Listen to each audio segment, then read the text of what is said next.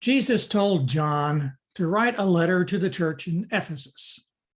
He praised them for holding on to the truth and for resisting people who wanted to lead them astray.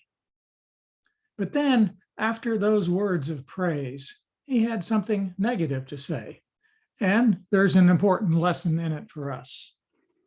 He writes in verses 4 and 5, "Yet I hold this against you. You have forsaken the love you had at first. Consider how far you have fallen. Repent and do the things you did at first. If you do not repent, I will come to you and remove your lampstand from its place." This is a serious warning. A lampstand represents a church. Jesus is saying here that if the people don't change their ways, then he is not going to consider them as his church anymore. They were holding on to truth in one area, but they had seriously fallen away from the truth in another. And that was in the area of showing love.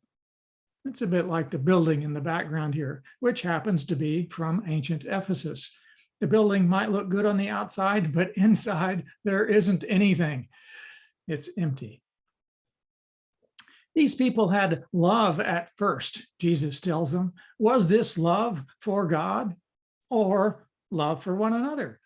It was probably both, but the letter here mentions that their love had motivated them to do things, probably meaning things for one another.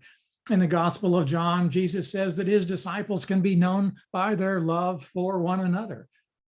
If that love isn't there, then it cannot really be said that the people are his disciples. The people in Ephesus were good about discerning truth and teachings, but they were so focused on kicking out sinful people that they were not loving the people who remained. It was a cold orthodoxy. Now, there were also churches that have the opposite problem. They love one another, but they also tolerate wickedness and are not concerned about whether teachings are right. They like each other, but they are drifting away from what makes a group Christian. If truth is not important to them, then they just become a nice social group. No longer Christian, no longer a lampstand.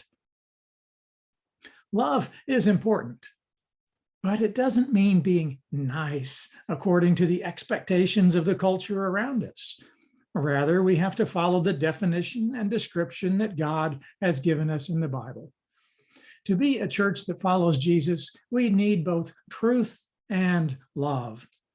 And since we are fallible human beings, sometimes we err on one side or the other. So we also need to give each other a little grace as well. How well are we doing at truth? How well are we doing at love? If we fall short in either area, Jesus has a word for us. Repent, change. We need to do the whole package, not just the part that we happen to like.